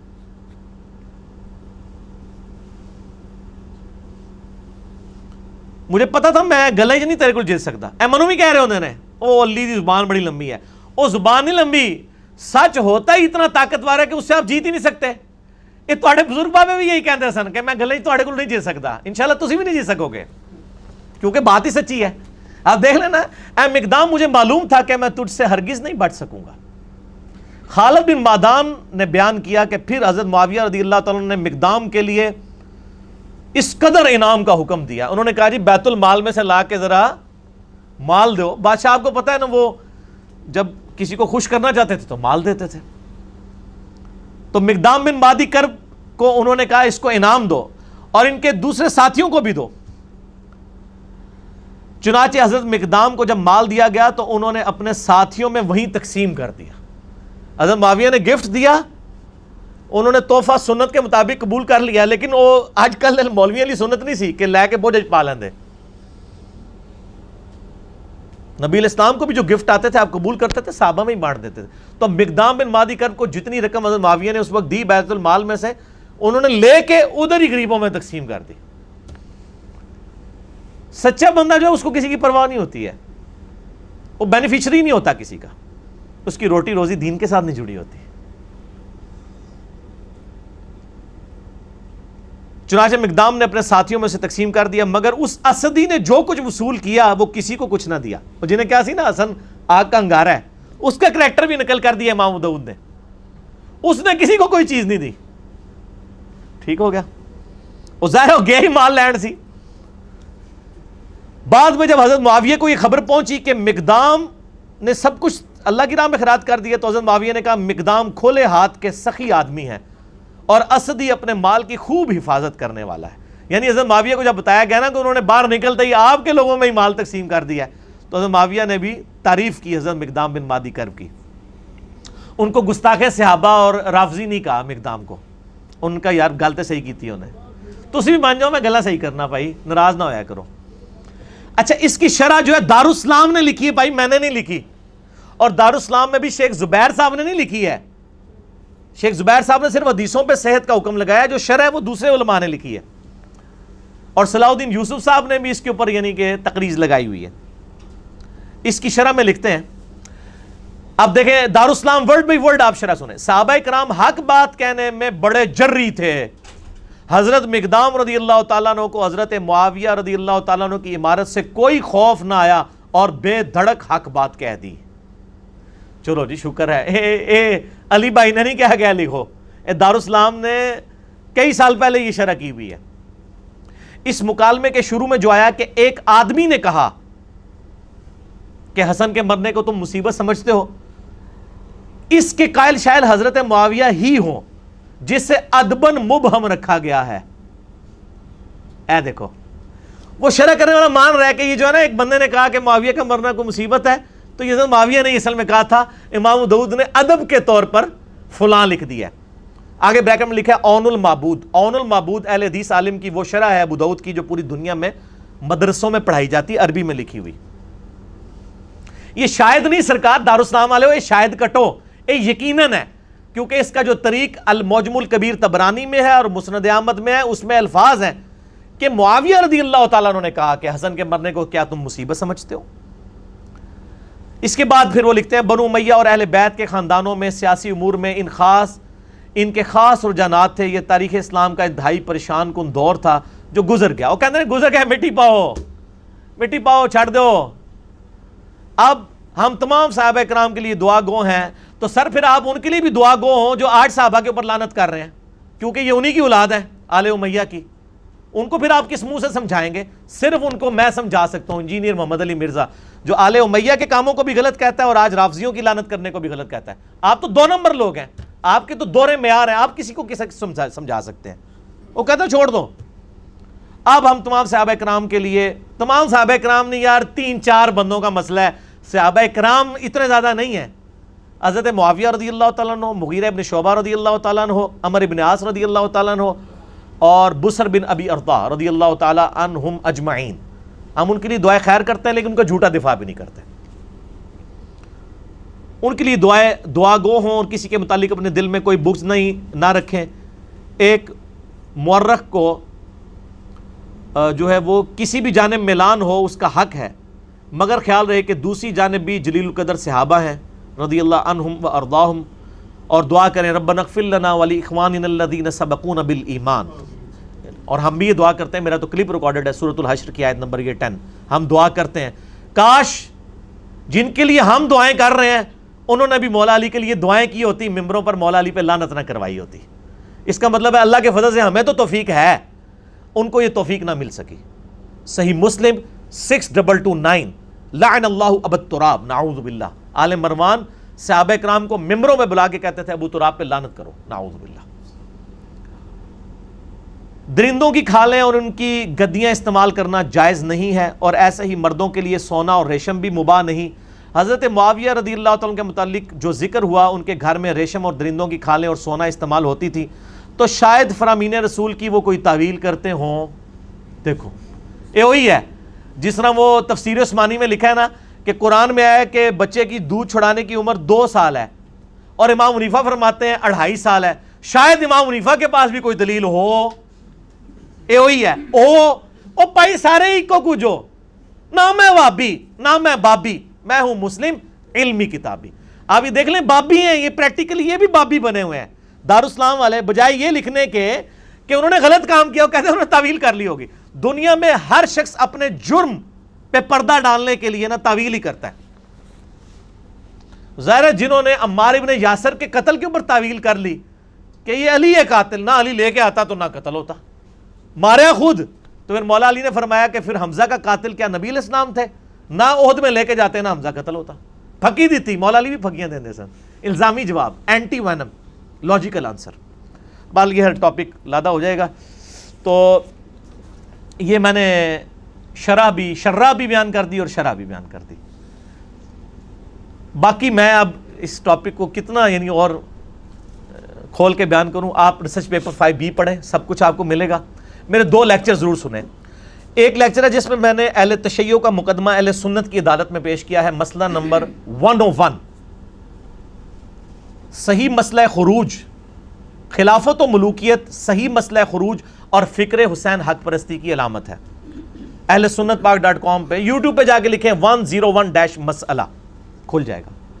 اس میں نے اہل تشیع کا مقدمہ اہل سنت کی عدالت میں پیش کیا، جس ایسی مسجد میں جہاں پہ آدھے شیعہ بیٹھے ہوئے تھے، آدھے سنی، اور سنی بھی تینوں بریلوی دیوبندی اہل حدیث. اور دوسرا لیکچر ہے مسئلہ نمبر 162A، خلافت راشدہ کے 30 سال، شیعہ کی کتاب نہج البلاغہ سے مولا علی علیہ السلام کے 5 خطبات کی روشنی میں، جس میں میں نے اہل سنت کا مقدمہ اہل تشیع کی عدالت میں پیش کیا ہے. لاکھوں لوگ یہ ویڈیوز، اس کے کلپس دیکھ چکے ہیں. آج میں ڈیٹیل میں نہیں جاؤں گا. آپ 5B ضرور پڑھیں، اہل سنت پاک.com سے ڈاؤن لوڈ کریں. ہارڈ کاپی منگوانی ہے عثمان بھائی کو صبح 9 سے لے کر 12:45 بجے تک، اور شام کو عصر سے مغرب تک پاکستان ٹائم کے مطابق کال کریں. تمام ریسرچ پیپرز فری ڈاک میں آپ کے گھر بالکل مفت پہنچیں گے. ان کا نمبر، موبائل نمبر نوٹ کر لیں، +92 321 5900 162، اور پاکستان میں کریں گے تو 0321 5900 162. ہارڈ کاپی بھی آپ کو یہ 200 احادیث کی انشاءاللہ مل جائے گی. تو یہ آج کا ٹاپک ہمارا اس حوالے سے الحمدللہ کنکلوڈ ہوا عوام الناس کے اعتبار سے. اب تھوڑی سی گفتگو رہ گئی ہے 10-12 منٹ کی علماء کے حوالے سے. وہ انشاءاللہ میں اس کو الگ کروں گا. اس سے پہلے آپ ایک دفعہ درود شریف پڑھ لیجئے. اللہم صلی علی محمد وعلی آل محمد کما صلیت علی ابراہیم وعلی آل ابراہیم انک حمید مجید. اللہم بارک علی محمد وعلی آل محمد کما بارکت علی ابراہیم وعلی آل ابراہیم انک حمید مجید. سنن نبی داؤد کی حدیث نمبر 4131 جو مسند امام احمد میں بھی موجود ہے، انٹرنیشنل نمبر کے مطابق 17,228، اور اردو PDF میں 17,321. المعجم الکبیر طبرانی میں بھی موجود ہے، حضرت حسن ابن علی کے چیپٹر میں 2628 نمبر، اور مقدام بن مادی کرب والے چیپٹر میں 636 نمبر. اس حدیث پہ بعض منکرین احادیث میں سے، اور یہ میں نے بہت پہلے کئی سال پہلے پریڈکشن کی تھی، 6 سال پہلے، کہ جو ناسبی ہوگا نا مولا علی سے بغض رکھنے والا، وہ منکرین حدیث ضرور ہوگا. وہ بخاری مسلم کی احادیث کا بھی انکار کرے گا کیونکہ اس کی مجبوری ہے، حدیثیں اس کی موت ہیں.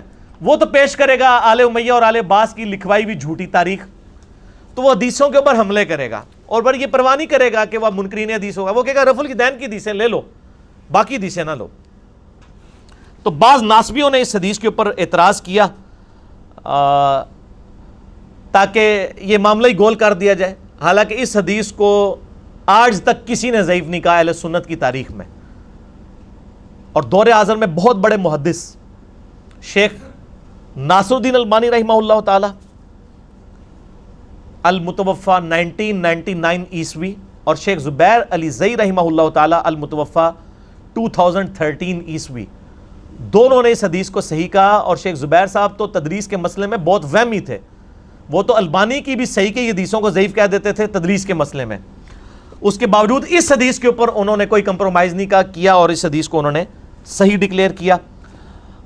2 اعتراض ہوتے ہیں اس حدیث کے اوپر. میں انشاءاللہ علماء کے لیے، تو میں طالب علم ہوں لیکن علماء کی اصلاح کے لیے بیان کر دوں. پہلا اعتراض کرتے ہیں کہ اس حدیث میں ایک راوی ہے بقیہ ابن الولید المتوفا 197 ہجری، تبع تابعین میں سے ہیں رحمہ اللہ تعالی. وہ کہتے ہیں کہ ناقابل اعتبار راوی ہے، اس کی حدیث محدثین نے قبول نہیں کی. اور دوسرا اعتراض کرتے ہیں اور مجھے کہتے ہیں جی، آپ کہتے ہیں جی وہ سما کی تصریح نہ ہو، مدلس ان سے روایت کرے تو ضعیف ہوتی ہے. وہ کہتے ہیں جی بقیہ جو ہے یہ مدلس ہے اور یہ ابو داؤد کی حدیث میں یہ ان سے روایت کر رہا ہے اور اس کی ان والی روایت جو ہے اب وہ سما کی تصریح کے بغیر ضعیف ہوگی. لہٰذا وہ کہتے ہیں جی آپ کے اصول کے اوپر اس کی روایت خود بخود ضعیف بنتی ہے.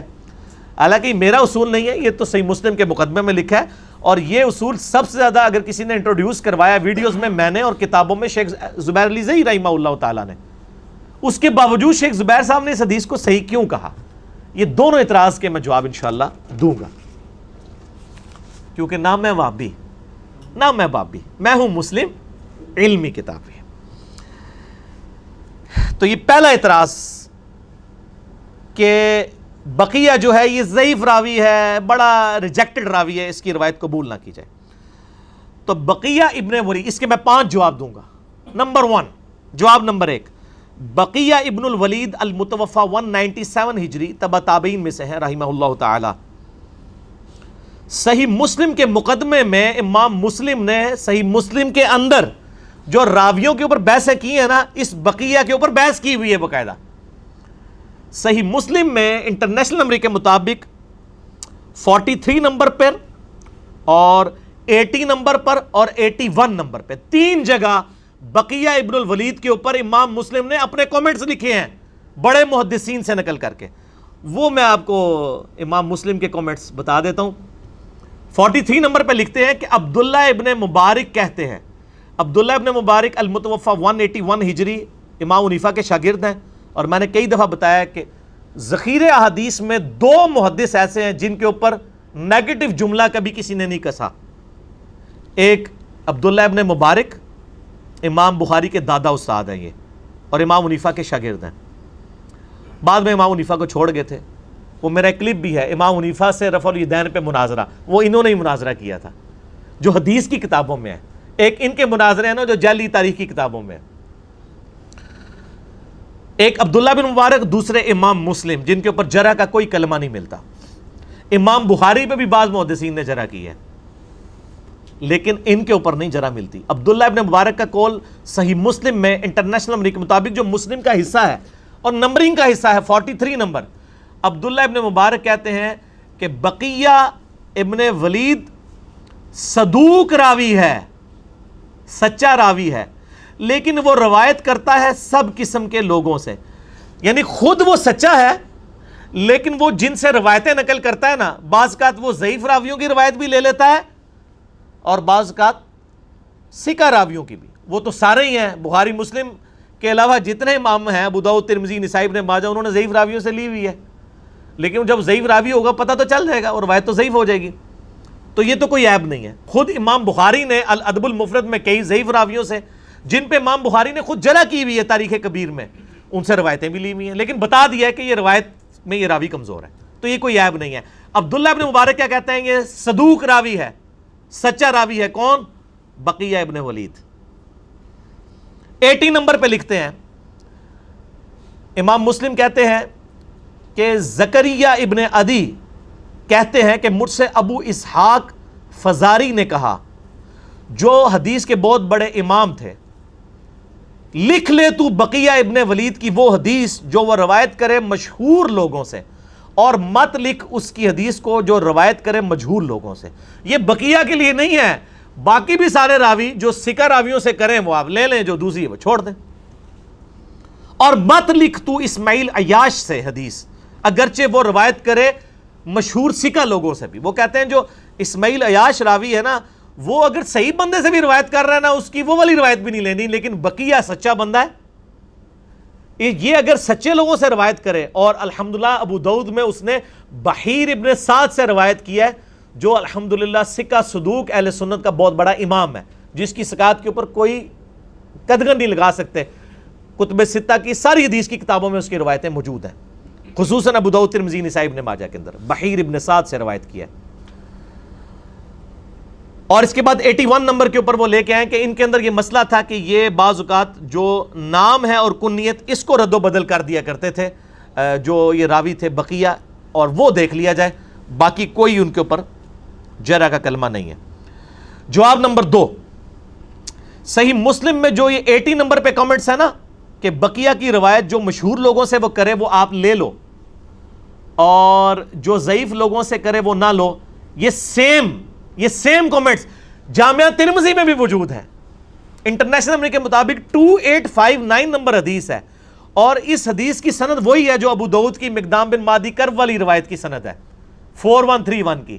اس میں بھی بقیہ ابن ولید عن بحیر ابن سعد کر رہے ہیں۔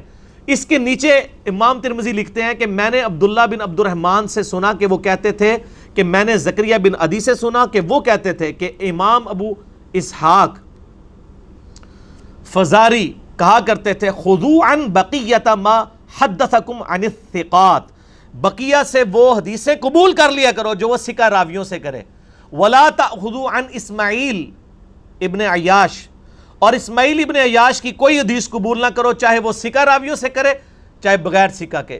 مسلم میں 80 نمبر پہ یہ کامنٹس ہے اور ترمذی میں بھی موجود ہیں 2859۔ امام ترمذی تو جھوٹیاں نو کار تک پہنچا کے گئے نے، بقیہ کے اوپر کامنٹس کیے ہوئے ہیں۔ اچھا اس طرح کے کامنٹس بڑے کم راویوں میں ملتے ہیں، تو بقیہ نے چونکہ اہل سنت کے منہج کی حفاظت کرنی تھی ناسبیت کے خلاف، امام مسلم امام ترمذی نے کامنٹس کیے۔ اچھا جی، جواب نمبر 3، صحیح مسلم میں ایک حدیث کے راوی بھی بقیہ ہیں۔ مسلم شریف میں انٹرنیشنل نمبر کے مطابق 3514 اور 3515 نمبر حدیث ہے، اور فواد عبد الباقی کی ترکیب میں اس کا نمبر ہے 1429 1429۔ ابن عمر کہتے ہیں رضی اللہ تعالیٰ عنہ کہ نبی علیہ السلام نے فرمایا اگر کوئی ولیمے کی دعوت دے یا کوئی بھی اور دعوت دے تمہارا مسلمان بھائی تو قبول کر لیا کرو۔ یہ مشہور حدیث ہے، اس حدیث کے راوی بھی بقیہ ہیں، وہی راوی۔ ٹھیک ہو گیا جی۔ جواب نمبر 4، جامعہ ترمذی کی مشہور ترین حدیث جو اہل سنت کے بچے بچے کو رٹی ہوئی ہے، انٹرنیشنل نمبر کے مطابق 2676، کہ آپ صلی اللہ علیہ وآلہ وسلم نے فرمایا میرے بعد تم بہت اختلاف دیکھو گے، اس وقت علیکم بسنتی و سنت الخلفاء الراشدین المہدیین، میری سنت اور میرے خلفاء راشدین کی سنت کو لازم پکڑ لینا۔ یہ جو حدیث ہے جامعہ ترمذی میں انٹرنیشنل نمبر کے مطابق 2676، اس حدیث کی سند وہی ہے جو ابو داؤد کی سند ہے، بقیہ ابن ولید نے روایت کیا ہے بحیر ابن سعد سے۔ اس حدیث کی سند وہی ہے جو ابو داؤد میں مقدام بن معدی کرب والی حدیث 4131 والی ہے۔ ٹھیک ہوگا جی۔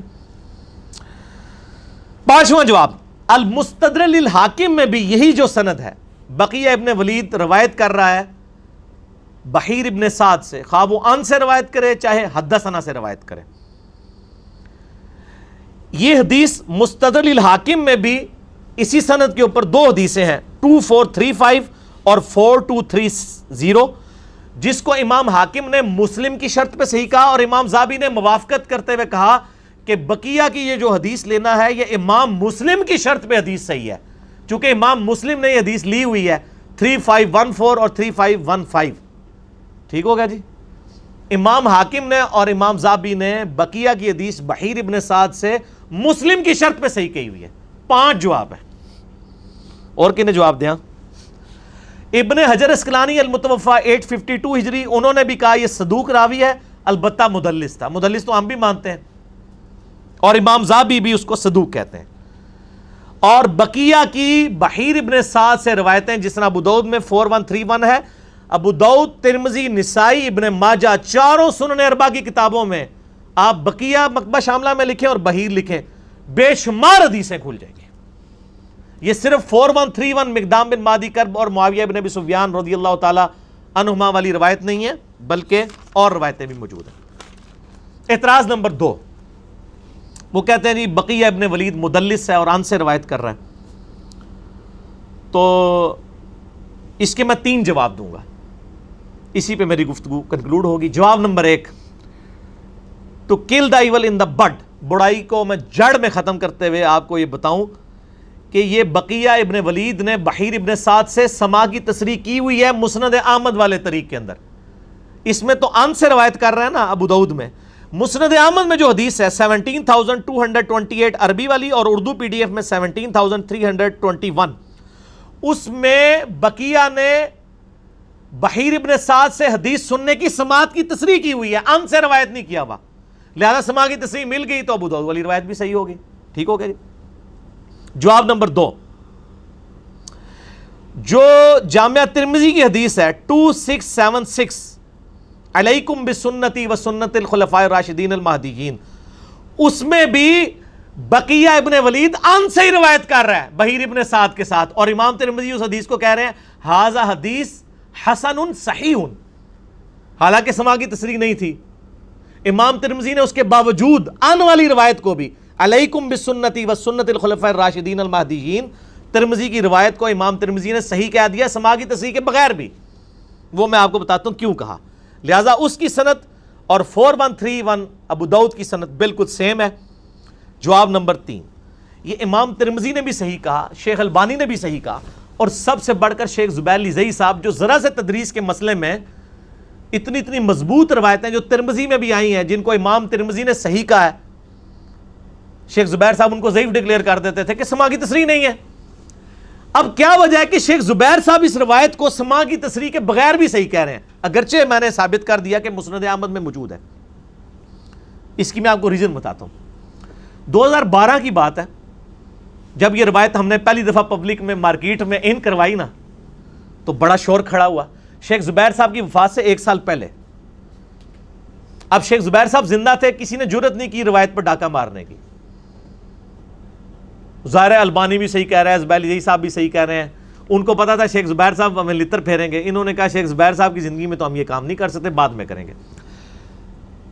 لیکن نجی محفلوں میں ڈسکشن شروع کر دی تو ہمارے ایک جیلم شہر کے بھائی ہیں ماشاءاللہ, سوشل میڈیا کے اوپر بڑا اچھا کام کر رہے ہیں, بلکہ ہمارے جو فرحان بھائی ہیں یہ بھی انہی کا تحفہ ہے. کاشف نیئر نے ہی انٹروڈیوس کرایا تھا ہمارے فرحان بھائی کو جو ہماری ویڈیوز اپلوڈ کرتے ہیں. تو وہ آج کل گلف سٹیٹس میں, تو کاشف نیئر نے مجھے فون کیا 2012 میں, مجھے یاد ہے. مجھے کہتا ہے کہ یہ جو مقدام بن مادی کرب والی حدیث آپ نے بیان کی ہے, اس میں تو بقیہ جو وہ ان سے روایت کر رہا ہے اور سماع کی تصریح نہیں ہے. تو میں نے شیخ زبیر صاحب کو فون کر کے کہا کہ اس کی سماع کی تصریح ہمیں دکھائیں, حالانکہ مسند احمد میں موجود ہے. میں نے بتا دیا. شیخ زبیر صاحب نے کہا یہ سماع کی تصریح کے بغیر بھی حدیث صحیح ہے. تو مجھے کاشف نیئر کہتا ہے دیکھو یار شیخ زبیر صاحب کہہ رہے ہیں سماع کی تصریح کے بغیر بھی یہ روایت صحیح ہے. تو میں نے ان کو کہا مجھے سمجھائیں کیسے. تو وہ مجھے کہتے ہیں آپ پاکستان آئیں مجھے ملنے کے لیے, تو آپ کو میں سمجھا دیتا ہوں. ظاہر ہے وہ پوری سائنس ہے نا ایک حدیث کے علم کی. ہم تو وہ سائنس ویڈیو میں رکھ دیا, آپ کو پاکستان آنے کی ضرورت نہیں, آپ ویڈیو میں دیکھ لیں گے, یہ وہ سائنس آپ کو سمجھا دیتے ہیں. تو مجھے کاشف بھائی کہتے ہیں کہ جی دیکھیں علی بھائی انہوں نے مجھے یہ کہا. میں نے کہا ٹھیک کہا انہوں نے, تو آپ آ جائیں. تو یہ مجھے گفتگو یاد تھی, میں جب یہ لیکچر تیار کر رہا تھا نا, تو پھر میں نے فرحان بھائی سے کہا, میں نے کہا یار کاشف نیئر کو مجھے فون کرے. ظاہر ہے وہ گلف اسٹیٹ میں ہے, تو انہوں نے میرا موبائل نمبر ان کو دیا, تو انہوں نے مجھے اسی وقت کال کی, 4-5 دن پہلے کی بات ہے. تو میں نے کہا کاشف بھائی آپ کو یاد ہے آپ نے 2012 میں, اب تو آج 9 ستمبر 2018 ہے, 6 سال پرانی بات ہے. میں نے کہا آج میں لیکچر ریکارڈ کرانے لگا ہوں تو مجھے آپ کی بات یاد آئی ہے. کہتے ہیں علی بھائی ایسے ہی بات ہوئی تھی, مجھے انہوں نے کہا تھا آپ حضرو آ جائیں تو میں آپ کو سمجھاؤں گا, یہ بالکل روایت صحیح ہے, یہ سماع کی تصریح کے بغیر بھی صحیح ہے روایت. یعنی شیخ زبیر صاحب کو یہ پتا تھا. آج کو کہہ رہے ہیں نا وہ جو ان کے شاگرد اور ان کے پوتا شاگرد صاحب وہ کوئی سامنے آئے ہوئے ہیں ناسبی, وہ کہتے ہیں کہ جی وہ جی شیخ زبیر صاحب کو اللہ تعالیٰ معاف کرے, ان سے غلطی ہوئی ہے, اگر زندہ ہوتے تو ہم ان کو بتاتے. ان کی زندگی میں تم لوگ جو ہیں وہ چوہوں کی طرح ایک دوسرے کو تو بتاتے پھرتے تھے, سامنے نہیں آتے تھے. ان کے فوت ہونے کے بعد سامنے آ گئے ہو. تو شیخ زبیر صاحب اللہ کے فضل سے اس حدیث کے اوپر اتنا کچھ لکھ کے گئے ہیں کہ ان کو قبر سے نکالنے کی ضرورت نہیں ہے, نہ ان کو روحانی طور پہ کوئی رابطہ کرنے کی یا کشف القبور کرنے کی ضرورت نہیں ہے. ان کے الحمدللہ روحانی شاگرد ہم بیٹھے ہوئے ہیں ادھر. اس حوالے سے شاگرد کے میں نے ان سے سیکھا ہے, باقی میں کوئی مدرسے کا نہیں پڑھا ہوا. شیخ زبیر صاحب نے ایک کتاب لکھی ہے فضائل صحابہ, بڑی مشہور کتاب ہے ان کی, جس میں خلفائے راشدین کے فضائل ہیں, امہات المومنین میں سے ہیں فضائل. وہ فضائل صحابہ کا PDF آپ کو مل جائے گا آرام سے, آپ جا کے kitabussunnah.com سے ڈاؤن لوڈ کریں, ہم اس میں لگا بھی دیں گے. اس میں حسن ابن علی کے اوپر جو چیپٹر باندھا ہے نا شیخ زبیر صاحب نے, اس میں یہ مقدام بن مہدی کرب والی حدیث وہ لے کے آئے ہیں. لیکن تھوڑی سمجھداری کی ہے انہوں نے, صرف آخری حصہ نقل کیا ہے کہ حسن مجھ سے ہے اور حسین علی سے. پوری حدیث نہیں نقل کی شیخ زبیر صاحب نے, کیونکہ پوری حدیث میں پٹورا باغ کھل جانا تھا. پھر ان کو 50 صفحے اور لکھنے پڑتے ہیں. انہوں نے صرف آخری حصہ نقل کیا اور نیچے لکھ دیا سنن ابی داؤد انٹرنیشنل نمبر 4131 وسندہ حسن, اور کہتے ہیں اس کی روایت بالکل صحیح ہے, اور نمبر لکھ دیا ابو داؤد 4131. آگے وہ شیخ زبیر صاحب لکھتے ہیں کہ یہ جو روایت ہے بقیہ ابن ولید عن بحیر ابن سعد, یہ محمول ہوتی ہے سماع کی تصریح پر, اگرچہ یہ راوی ان سے بھی روایت کرے تب بھی یہ روایت سماع کی تصریح پہ معمول ہوتی ہے. کیوں؟ انہوں نے لکھا اس لیے کہ جو بقیہ تھا وہ بحیر کی کتاب سے روایت کرتا تھا, لہذا سماع کی تصریح کی ضرورت ہی نہیں ہے. مثلا میں آپ کو ایک پمفلٹ لکھ کے دوں اپنے ہاتھوں سے, اور اس میں نے کچھ احادیث لکھی بھی ہوں, آپ جب وہ حدیث بیان کریں گے تو آپ یہ کہیں گے کہ انجینئر محمد علی مرزا بھائی سے روایت ہے یہ حدیث, اور آپ سے کوئی پوچھے کہ کیا آپ نے خود سنا ہے, تو آپ کہ میں نے سنا نہیں ہے, اسی لیے تو میں حدثنا نہیں کہہ رہا ہوں, میں ان کہہ رہا ہوں, ان سے روایت ہے. جس طرح ہم بھی صحابہ کہتے ہیں ان ابی ہریرہ, تو میں حضرت ابو ہریرہ تک تو سند نہیں پہنچا رہا ہوتا نا, لیکن مجھے پتا ہے ابو ہریرہ ٹھیک ہے, اور میں بھی تدلیس ہی کر رہا ہوتا ہوں, ہم سارے تدلیس ہی کر رہے ہوتے ہیں. ان ابی ہریرہ بیچ میں کوئی سند تو نہیں بیان کر رہے, وہ تو میں کہتے ہیں بخاری میں جائیں وہاں سے سند ملے گی. تو آپ کہیں گے کہ علی بھائی سے میں نے خود تو نہیں سنا, لیکن انہوں نے جو پمفلٹ لکھ کے دیا تھا اس میں انہوں نے روایت لکھی ہوئی ہے, تو سند پوری ہو گئی. اسی طریقے سے بحیر ابن سعد کی کتاب تھی جس میں پوری سندیں موجود تھیں. بحیر ابن سعد اگر اپنی سند سے کوئی حدیث اپنے شاگرد بقیہ کو دے لکھ کے, اب وہ خود اس کے سامنے تلاوت نہ کرے اس کو کہے بیٹا یہ میری کتاب ہے, میری سند اوپر تک ہے, اور وہ خود ثقہ راوی ہے, ظاہر اہل سنت کا امام ہے. اب بقیہ کتنا ایماندار شخص تھا, اس نے یہ نہیں کہا کہ میں نے اپنے استاد بحیر سے سنی, وہ کہتا تھا ان بحیر ابن سعد, بحیر ابن سعد سے میں روایت کر رہا ہوں, اس کی کتاب تھی. اور یہ محدثین کا پیٹ رول ہے کہ اگر ایک محدث کے پاس دوسرے محدث کی کتاب ہو تو اس کو حدثنا کہنے کی ضرورت نہیں ہے, وہ ان سے بھی روایت کر رہا ہے نا, تو وہ سماع کی تصریح کیا, وہ ریٹن ہے, تصریح سے بھی اگلی چیز ہے, اس کے پاس کتاب ہوتی تھی. اور یہ شیخ زبیر صاحب نے فضائل صحابہ میں لکھ دیا کہ چاہے بقیہ ان سے بھی روایت کرے بحیر سے, وہ سماع پر محمول ہوتی ہے کیونکہ اس کے پاس وہ کتاب تھی. پھر ساتھ شیخ زبیر صاحب لکھتے ہیں کہ میری کتاب جو ہے ابن حجر اسقلانی کی کتاب ہے طبقات المدلسین, مدلس کے اوپر جو مدلسین کے 5 طبقات کے اوپر کتاب لکھی ہے نا, اس کی تحقیق لکھی ہے شیخ زبیر صاحب نے عربی میں, وہ عربی میں کتاب تھی ابن حجر اسقلانی کی. تو شیخ زبیر صاحب نے لکھا ہے میری کتاب الفتح المبین فی تحقیق طبقات المدلسین, وہ کتاب میری دیکھیں, اس میں صفحہ نمبر 69 پہ چلے جائیں, میں نے بقیہ کے بارے میں پوری تفصیلات لکھی ہوئی ہیں. اور شیخ زبیر صاحب نے کہار پہ جا کے گئے ہوئے اس روایت ہوتے, اور اللہ کے فضل سے ہم اس کا PDF بھی لگا دیں گے طبقات المدلسین کا. طبقات المدلسین میں شیخ زبیر صاحب نے کیا لکھا بقیہ کے بارے میں, یہ PDF JPG آپ کے سامنے ہے HD سکرین پہ انشاءاللہ. چوتھے طبقے میں جو مدلسین کے پہلا راوی ہے بقیہ ابن ولید الحمصی, حمص شام کا رہنے والا تھا. وہ لکھتے ہیں مشہور محدث ہے, اور مسلم شریف میں بھی اس کی ایک حدیث موجود ہے. شیخ زبیر صاحب نے تو صرف لکھا تھا نا, یہ شیخ زبیر صاحب نے لکھا, یہ ابن حجر اسقلانی نے لکھا ہوا ہے. ہم نے وہ حدیث کا نمبر بھی بتا دیا ہے 3514 3515.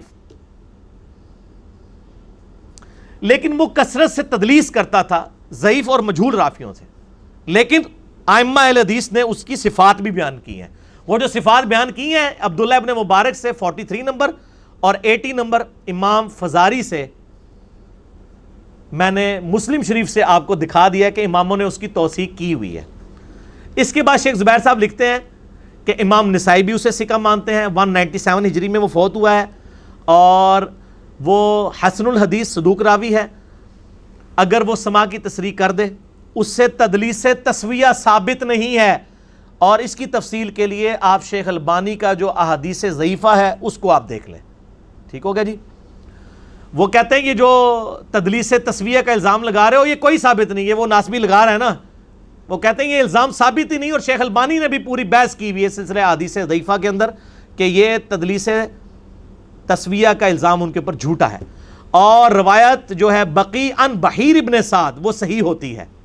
اس میں انہوں نے اسپیشل لکھ دیا ہے, اور کوئی بقیہ کے کسی استاد کا ذکر نہیں کیا. انہوں نے لکھا ہے کہ بقیہ کی روایت بحیر ابن سعد سے اگر ہو تو وہ سماع کی تصریح کے اوپر محمول ہوتی ہے.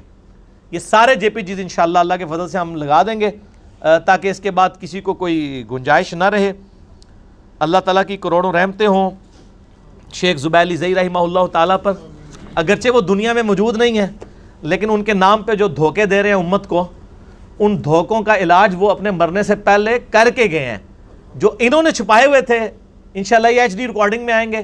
اور اس قسم کے جو لوگ اہل بیت کے خلاف کلپ چڑھا رہے ہیں, میں ہر کلپ کا جواب اس لیے ضروری نہیں سمجھتا, وہ اتنی چھڑولیں ہوتی ہیں کہ ہمارے عام سٹوڈنٹ آ کے کہہ رہے ہوتے ہیں, ٹھیک ہے نا جی, عبدالقیوم بھائی مجھے کہہ رہے تھے کہ یار یہ کس قسم کی باتیں ریکارڈ کرا رہے ہوتے ہیں, کوئی بات سمجھ نہیں آتی, فضول قسم کی باتیں کر رہے ہوتے ہیں.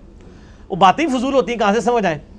تو بہرحال میں نے ایک نمونے کے طور پہ یہ جواب ریکارڈ کروا دیا ہے تاکہ جن لوگوں کے لیے یہ ہمارا کلپ انشاءاللہ اپلوڈ ہوگا, امام حسن علیہ السلام کا قاتل کون, اس عنوان سے انشاءاللہ تعالی علمی و تحقیقی مجلس نمبر 26 کا پہلا اسپیشل کوسچن. اور باقی کوسچن انشاءاللہ ندیم ریاض بھائی مجھ سے 1 to 1 کریں گے, لیکن اس سے پہلے ہم ایک وقفہ کر لیتے ہیں. اللہ تعالیٰ سے دعا ہے جو حق بات میں نے کہی اللہ تعالیٰ ہمارے دلوں میں راسخ فرمائے. اگر جذبات میں میرے منہ سے کوئی غلط بات نکل گئی تو اللہ تعالیٰ ہمارے دلوں سے معاف کر دے, ہمیں کتاب و سنت کی تعلیمات پر عمل کر کے دوسرے بھائیوں تک پہنچانے کی توفیق عطا فرمائے. سبحانک اللہم و بحمدک اشہد ان لا الہ الا انت استغفرک و اتوب الیک وما علینا الا البلاغ المبین. جزاکم اللہ خیرا, احسن الجزا.